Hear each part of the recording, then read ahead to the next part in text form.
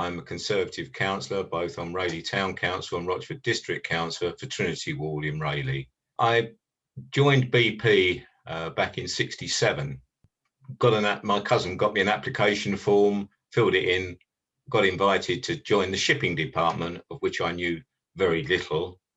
Ended up in joining what in its day was probably one of the biggest tanker fleets in the world. Had 108 ships, two of the largest ships in the world.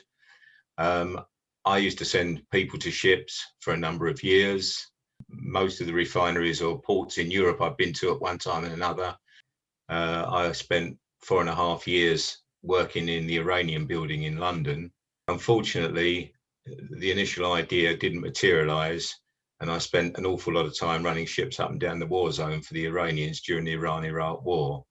I was due to go back to BP and do chartering for them, but right out the blue, I got a phone call from a guy I'd met on a number of social events who explained to me that although he was a very successful shipbroker, had been approached by a Greek ship owner that he knew to open a London office, and would I like to go and join him?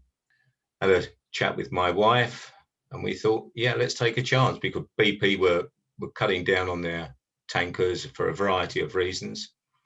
I went to meet this guy, and in the time it took to walk from the office to the pub, we'd agreed all the working details, and we worked quite happily next to each other, literally side by side for the next 16 years. The Greek company that I went to work for, we had started off with 9 second-hand oil tankers. When I left 16 years later, we had one of the most modern fleets in the world, had 16 ships. Although I'd always been interested in national politics, the job had never allowed me to develop any local interest. The job came first. That was what we were paid for. You were paid to get things done.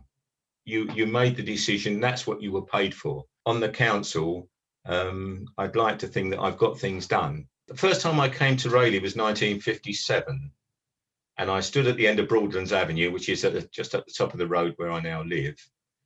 And my father said to me, we're going to live down there, boy. Now, anybody that knows Trinity Ward, in those days, there was no Uplands Park Road estate. There was no Lambricks estate. You just looked from the end of Broadlands Avenue across to Hambro Hill, and all it was fields. And it was a huge effort by my parents to sacrifice literally every penny they had, and very bravely moved down here. We moved down here in '58. I went to the only primary school that there was in Raleigh in those days, which was Love Lane. Succeeded in failing my 11 plus, and went to Raleigh Secondary Modern and Technical School, which is now Fitzwymark. Left at 16 with 5 O levels, 5 CSE grade 1s, went to work. I only ever knew one person that went to university or further education. Unfortunately, I'd only been in BP for about 6 months, and my father died, so he never saw what I was able to achieve. I'd like to think he gave me the grounding, but effectively I've been making my own decisions since I was 17. I'd like to think that I've returned to the town, which has been my home for, let's say, 60 years. When my mum died and we ended up with 2 properties, do we stay in Raleigh or do we move out? No, Raleigh is a good town. It's our home, so we stayed. On the town council, I've chaired the committee that created the new skate park. I was chairman of the committee that negotiated to take over the Woodland Trust. I chaired the committee that organised the moving and taking over the responsibility of the market from Rochford District Council to its new site in the town centre. I chaired the committee that organised initially the installation of the first CCTV. I've been chairman of the King George's Committee since 2012.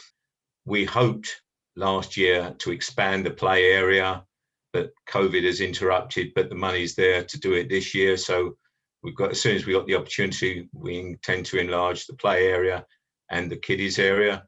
And I was proud enough to be chairman of the town council in 2009, 2010. On the district council, I've operated on the audit committee. I'm vice chairman of the review committee.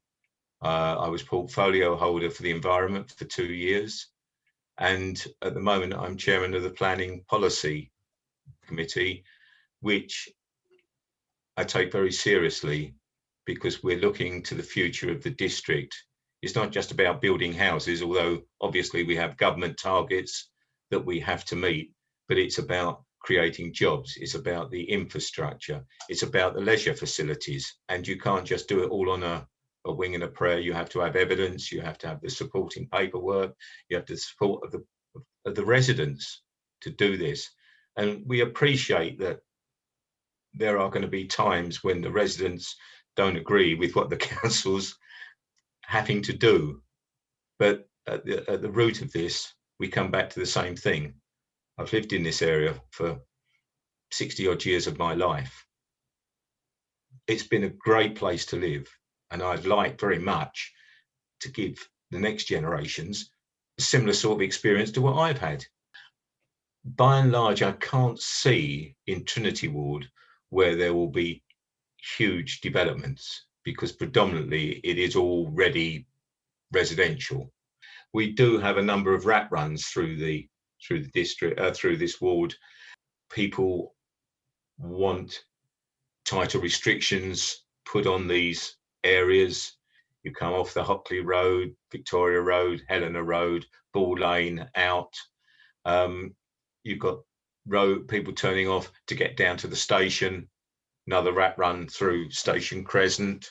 My colleagues on the District Council are looking to regenerate the High Street and working out with the Chambers of Trade what we can do to regenerate the High Street. I mean, we're looking to show initiatives in getting younger entrepreneurial type people, give them the facilities to develop their businesses.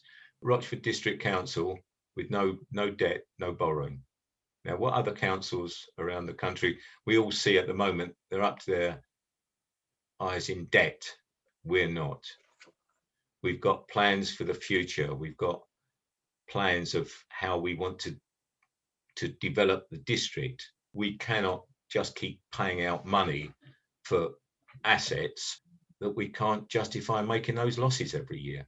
And while there's a lot of sentiment to some of these buildings, for example, the Mill Hall, yeah, I have my wedding reception there. It's been there since the 70s. But, you cannot just keep taking these places in isolation. We're facing a situation now that you can't kick the can down the road any longer.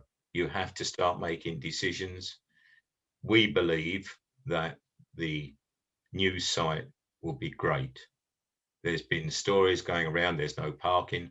There is the limit of a minimum 100 car parking spaces. The dynamics of the district, when you think it's sort of 4 miles deep and 17 miles long, going from effectively urban Rayleigh to Great Wakering, which is 17 miles away. This is all your district. So the diversification is huge. I think